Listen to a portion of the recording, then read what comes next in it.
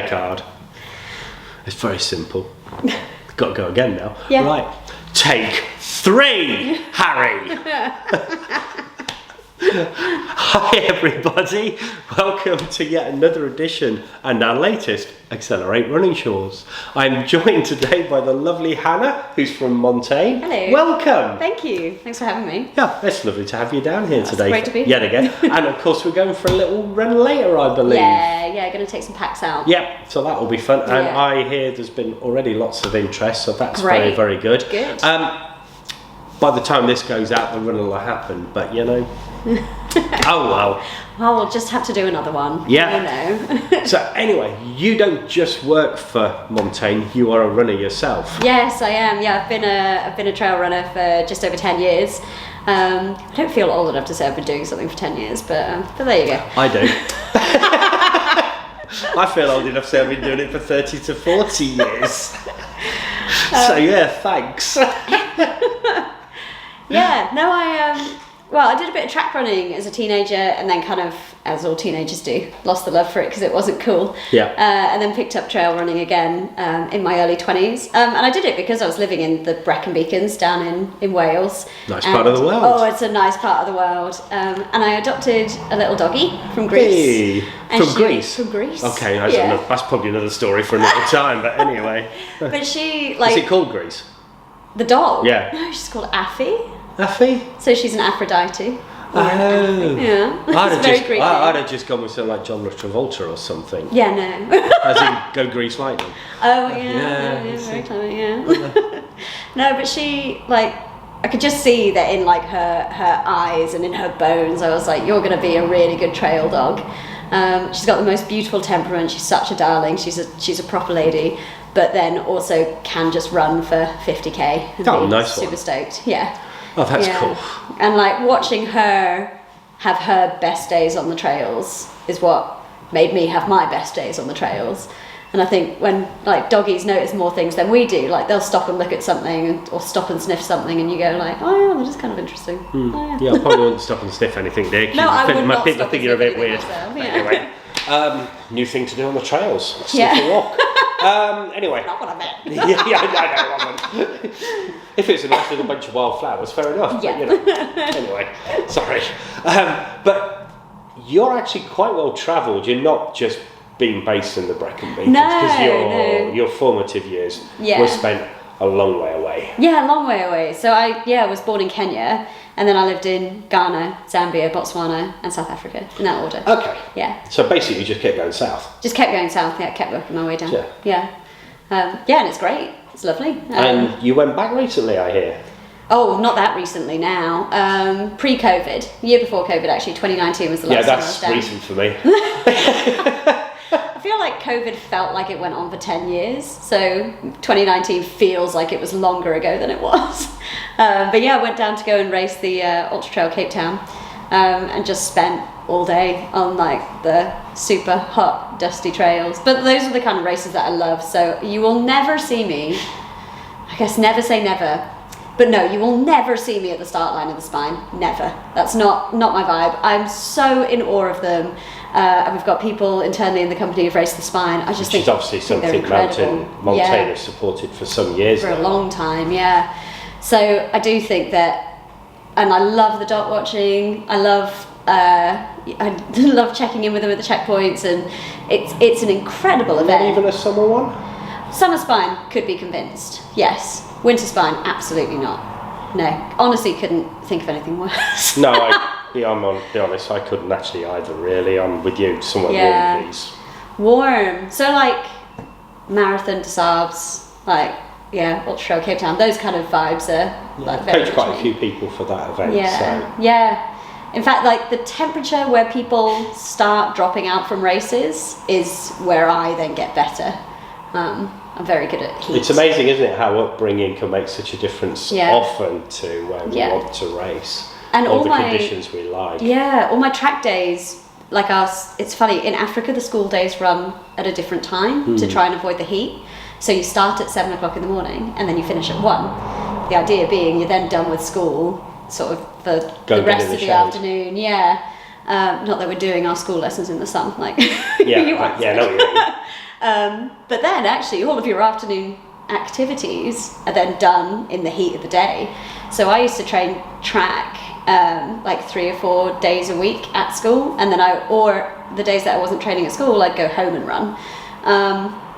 So a lot of my summer training sessions were in 42 degrees, and that's just what That sounds quite nice. It was lovely. Just looking out the window. See, Knowing he's got to go out there in an hour's time, and it's absolutely Baltic.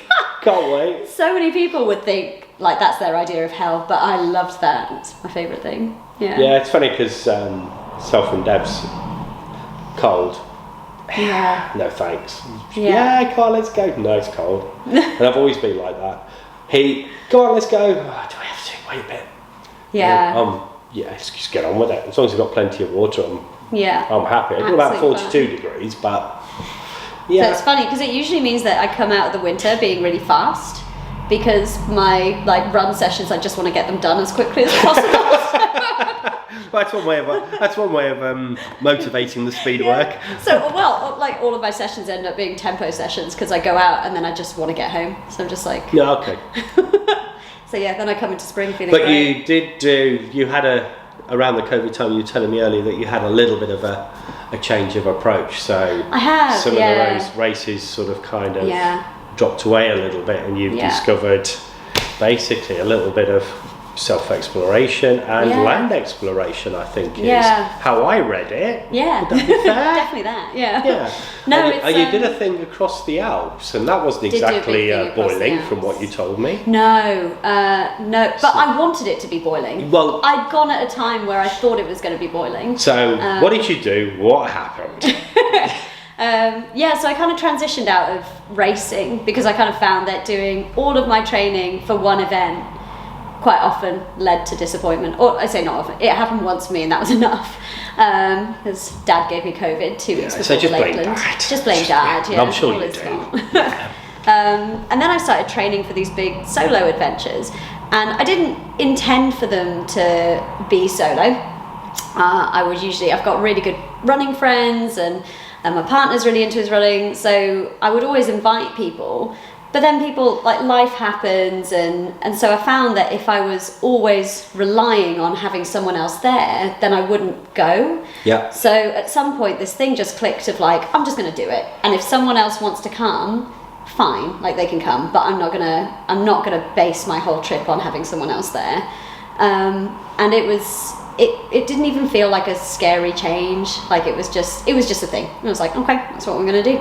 And you have to put a lot of extra contingencies in place when you're running on your own in very, very remote locations, satellite trackers, and I put together these big spreadsheets for my parents, my partner, so that they knew where I was at the end of every day. If they hadn't heard from me, they knew who to call and which huts I was going to be at, and because you're relying on someone else to check in on you. And there certainly were Alps and Dolomites, long periods of time where I was out of signal, but I had my little Garmin inReach, so I could always ping a message to say, help, I'm done for the day. Or help. Yeah. Yes.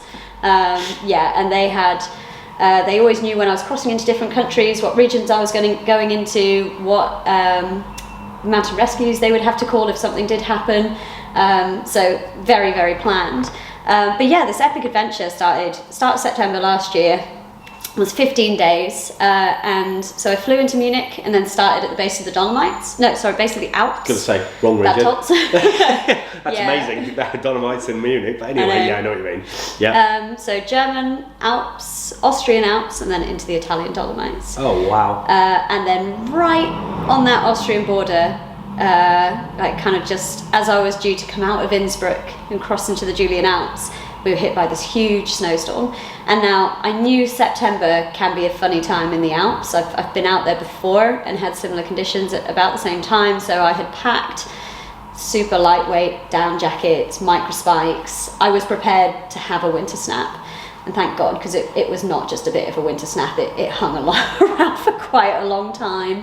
But I also knew where to read my forecasting. I knew where to, so I use an app called Windy. Yep. windy, so I could check in on all of the webcams further along my course, and I could see what the conditions were doing days ahead. So I was checking that pretty religiously. And then sometimes I think you just got to go out there and see what it's actually doing, and it was fine. Once that storm had passed, everything was then very settled, and I had some of the best cold, snowy mountain days of my life.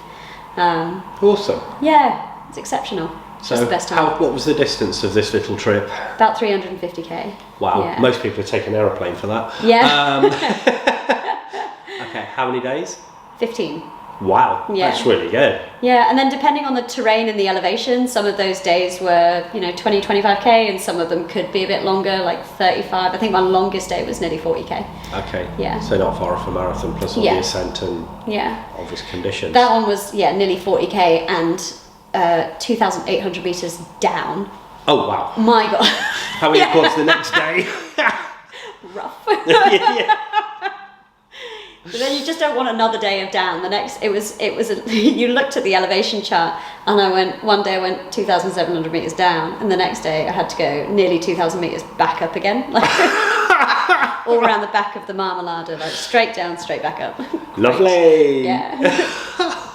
But you know what? Just moving at your own pace, like that's the other beautiful thing about being on a solo trip, is then you're not, in the nicest way, you're not having to take anyone else's feelings into account. Absolutely. Or legs. Yeah, I could stop when I wanted to stop, eat when I wanted to eat, sit in a stream if I was feeling a bit warm, which didn't happen very often. No, I bet it didn't. You had enough snow up to your waist by the sounds of it. Yeah. Yeah, because when Debs did Tour de Mont Blanc, she always said that she knew she could run up hills because she'd walk them. Yeah. So she did loads of downhill training. Yes. Which I still Yeah. say to people today, look, you need to get into some downhills. They kind Yeah. of, no, it's the uphills. Well, you're not going to run them, are you? Yeah. Because there's Yeah, too yeah. much of them, and you know what the impact of that is Yeah. on fatigue.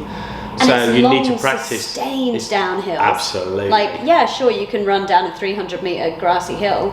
Can you run down 1,500 meters on these little switchback rocky trails? Yeah. Like, and they're usually at a much more extreme angle as well. Absolutely. So, People have, Yeah. if you've not run in the Alps on those, yeah. it's the first time's a little bit of like, oh, didn't see that coming, even know. if it's just 1,000 meters. Yeah. Yeah. It's just, you get to the bottom and you kind of go, yep, they're here, those legs. Yeah, very here. Yeah, very yes, present. very here. Very present. Yeah. And it's not just the fact that you're running down, it's like you say, the switchbacks, all the changes Yeah. all the time, and just mini braking. Yeah. That extra brake to get around the corner. Yeah. But just some of the most exceptional Oh, trails in the absolutely. world. Brilliant, isn't it? Incredible. And also the infrastructure in Europe, having this hut to hut running, so I could take a 20-litre backpack with everything I needed, including all of my winter kit. And, I didn't have to stress about food and shelter, and it's just It's like getting a comfortable. pair of down trousers into them. You're lucky because Yes. you're little, I'd need a bigger pack. Because I'm bigger. But yeah, a pair of down trousers into, that mini football behind me, wherever it is. Yeah. I can't get it. I mean, I took my tiniest down jacket, which weighs about 200 grams. Yeah, that size. Yep. Down trousers, Super weak. same size. Yeah. Waterproof jackets, trousers, the Yeah. same size, and then extra whatever. Yeah. Yeah. Yeah, Food. it's just mad, isn't it? Yeah. But yeah. Yeah. No, very lucky. Go! Lucky that I work for a brand that makes the very kit. lightweight kit too. Yes. So, what's next? What's next? Yes, I don't mean now, I mean in your adventures. Yes. Financially recovering from the last one. But then my absolute dream trip, and the thing, it'll take me a while to pull together, and there'll be smaller ones that I do in the interim. Yeah. But the dream trip for, it's probably going to be next year now, is the Manaslu circuit. Which is Over where? in Nepal. Nepal. Yeah, I'd love to go to Nepal. Yeah. So what's that looking like? Well, it brings a different 20 miles in one hut, or a lot longer? I think it brings a different logistical challenge, because now we're being faced with bigger elevation. Like, you go over some mountain passes that are over 5,000 meters. Oh gosh. Oh yeah. And most of the circuit. So basically, for anybody who's wondering what 5,000 metres is, that's basically 5 Snowdons, isn't it? Yeah, up. Yes. So far up. So the downhill's those quads are gonna love you. Yeah, I mean, I think most of the circuit is at elevation. Yes. So there'll definitely be like a bit of an acclimatization period. And what I would do if I was going to invest in a trip like that and being out, because it is, you know, it's a lot more secluded. Yeah. Harder to get off the hill and to somewhere where I can be evacuated if I need to be. And like you can't just get halfway around and go, oh, I'm kind of done with this now, drop off. You've got to finish it almost. Yeah. So whereas like I still kind of felt to a degree in the Dolomites, whilst it is more remote than here, I still felt like, okay, well, if I pick up an injury, I can still drop down and I can get on a train or on a bus or I can hitchhike or something and I can get myself home. Somewhere. Yeah. This brings a completely different challenge to it, but I love that. Is that a case then you've got to think about the pack size again? Yeah, obviously then all the logistics that you've done before. Yeah, and there's a lot of guides for everything in the world. There's a lot less guides for the Manatsu circuit. There is still stuff out there, but it's trying to talk to people who've done it and gather as much information as I can from here before I head out there. Will you go out early after a trip like this for acclimatisation and to have a look at what you're going to be letting yourself in for? So I would potentially do, again, it's a big investment, but if I was going to do something like this, I think I would.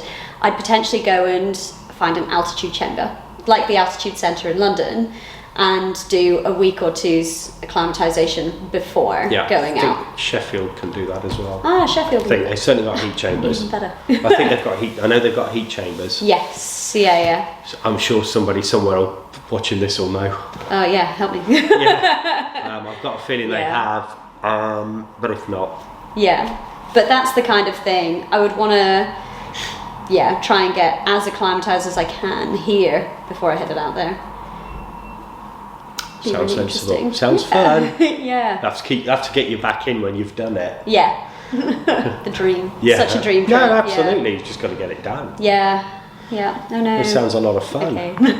Yeah. So we just kind of introduced Montane there, British company. Yeah. How long have they been going now? 32 years. Crikey. Yeah. And how did they come about? So it was born on expedition. So I think a lot of people, especially like the run stores, and because a lot of our events are run events, they know Montane as a running brand. Especially people who've only heard of Montane over the last few years. Obviously, people who've had a touch point with Montane for longer know it for its climbing and alpinism. See, routes. that's what I would think straight away. Is that side of things? I wouldn't think running straight away. Yeah. But yeah, it was born out on a Chilean expedition. So Chris and Jake, who were our founders, were on this 3-month expedition in South America and realised that there was this gap in the market for really lightweight protective clothing that they could carry themselves and not have these huge packs that they were taking out with them. So when they got home, the first thing they made was a little wind shell that they cut out of some tent material. The little Pertex jacket as it was, and it just literally was smaller than your fist, and you just ran with it and carried it and put it on when you wanted to put it on. We've still got one. Like the Featherlight Nano is still a nod to that. Like that's very similar. Yeah, they're just so straightforward and easy to use. So straightforward. And of course now, like you say, you basically can go to the highest peak, to the lowest trail. Yeah, absolutely. And you've got it covered. Yeah, it's keeping everyone safe on, the brutal, windy, wet storms that we get in the UK, and then right up to the extreme cold that you get at 8,000 meters. So we've got kit that does everything in between. Yeah. But yeah, I think when you're building kit for the most extreme environments in the world, it's then trusted right down to people who are then hill walkers and trail runners here. Yeah, I'd agree with that. Yeah, because I think it's something we have already touched upon. It's the information around actually getting people to understand better what we mean by technical kit. Yeah. And obviously, I'm going to go back to when I started running because it was cotton t-shirts, and I can remember playing football in basically cotton tops or rugby tops, and we shared them with the rugby team until we got to a point where the first almost like silky polyester tops became available. Squeaky. Oh yeah, they were horrible things. Yeah. But I think that's why the Dart range does really well with us. So the Dart t-shirts are our polyester base layers. But if the first touch point you've ever had with a polyester base layer were those squeaky, scratchy race t-shirts, and then you go to put on a Dart, it is buttery, it's soft, it's glorious. Quite. Yeah, quite. And I think one of the issues that we've got is these race t-shirts are still called technical. Back when they first came out, this is the history bit. And I can remember adverts in running magazines, technical polyester t-shirts, basically weighed less than a cotton t-shirt, weighed however many times less than a wet cotton t-shirt. Okay, yeah, I'm buying into this now. Yeah. Been out there when I've been wet. And they in not holding as much water, they dry quicker. Yeah. Okay, I get that. Doesn't make it technical, it just made it an improvement. Yeah. Now obviously what we've been able to do with both, if you like, virgin polyester yarns and now more and more recycled polyester yarns, we talk about technical kit and it's something completely different to race day t-shirt. Yeah. If you try technical t-shirt, like you say, the base layers, you're not going to look back. Yeah. And yes, people sometimes look at the cost of it and think, Yeah. what am I getting here against the race t-shirt? Yeah. And it's not until you've gone out there and actually experienced it, then put the old t-shirt back on, that you suddenly go, not only does this fit better, not only is this more comfortable, actually it just works better. And then it's so just finding the stuff that works best for you as an individual. Yeah. And then the other point is, how well made is that? I know. Because you're still going to have it on in 10 years. Yeah, well, absolutely. Maybe not. If you could give it a wash. I will wash it in 10 years. Excellent, thank you. No, I just thought that was Harry. Anyway, but you know what I'm getting at. Yeah, totally. Yeah. And it's that longevity of product, and it's a case of building up a choice or a system of clothing as a runner, whether you're running on the streets through to actually obviously hitting low-level trails through to higher level trails, which this time of year in northern Britain, for basically the peaks upwards, you could get anything.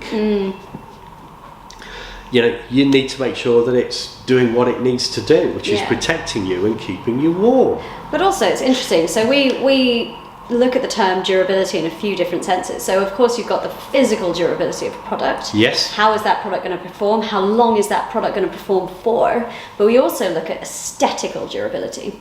So this is a part of our design People ethos. won't think of this. Yeah, exactly. But it's really important. It's really important. So that product that you're wearing now, because it's really cool, are you still going to think that that's cool in 10 years' time? And so with our design ethos, we all center everything around timeless design. So it's a product that you'll wear now, you'll wear it in 5 years' time, in 10 years' time, you take it out of your cupboard in 10 years' time, still fits in with all your kit, fits with everything that you're wearing. So this is just a super dark green gridded fleece.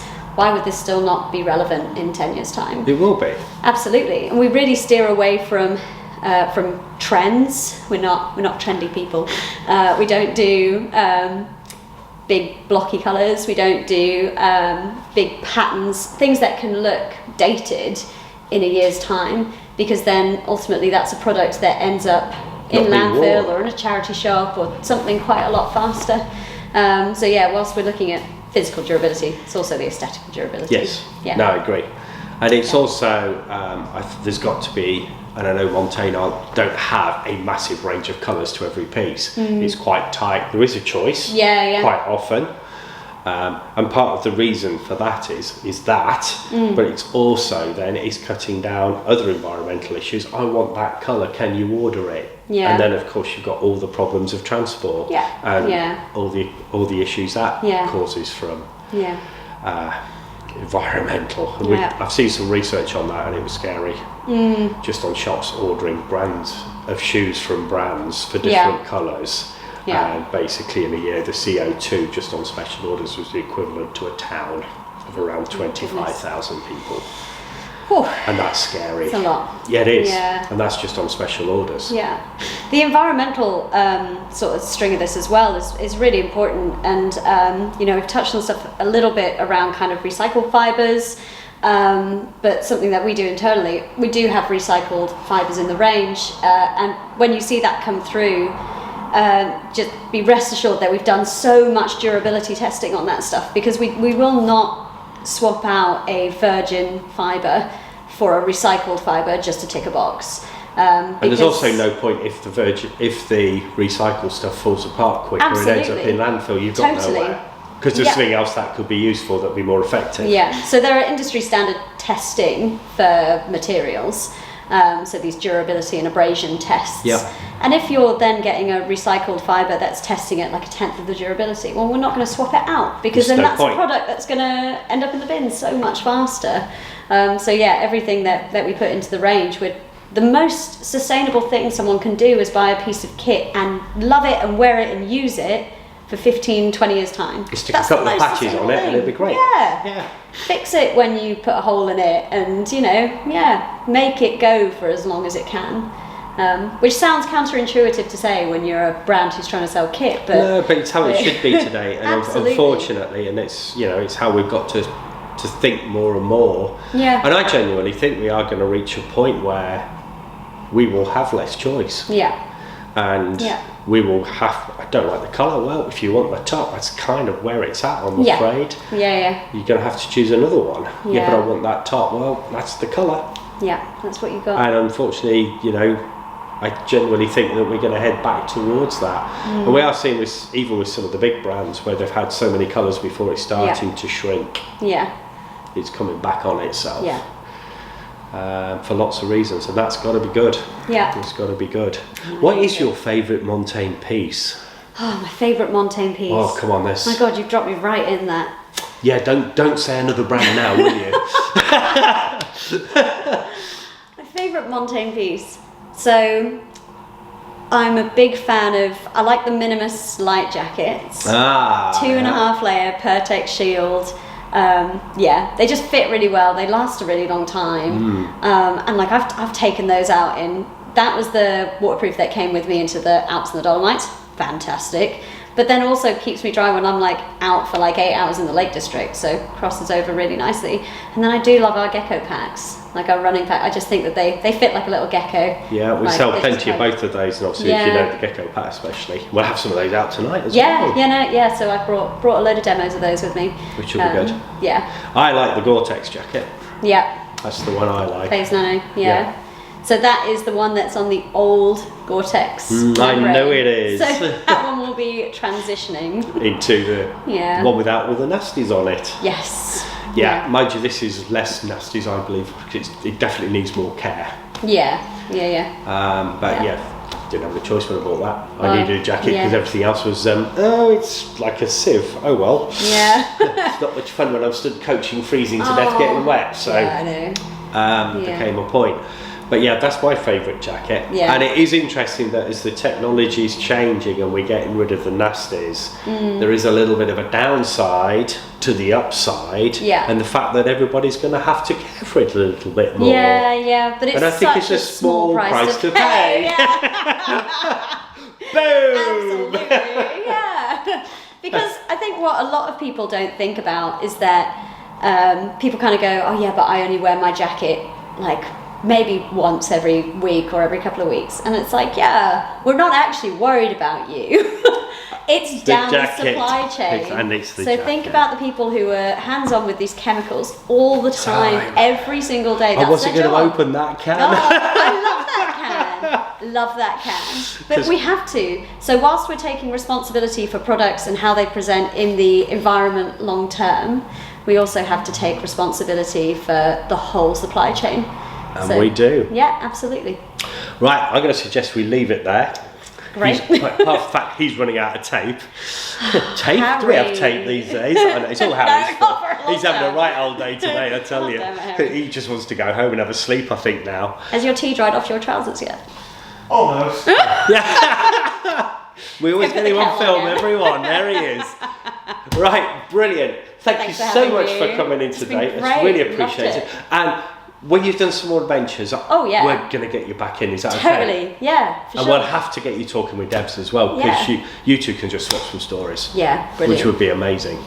get Debs behind camera, that would be a laugh. Anyway, we'll So give it a much go, fun. folks. Yeah. Right, thanks everybody. Don't forget to give us a subscribe, a like. Any questions for Hannah from Montane, just pop them down below and we'll get some answers for you. We'll see you soon. Or not. Or not. you don't See you later. Yeah, just ignore everybody. No.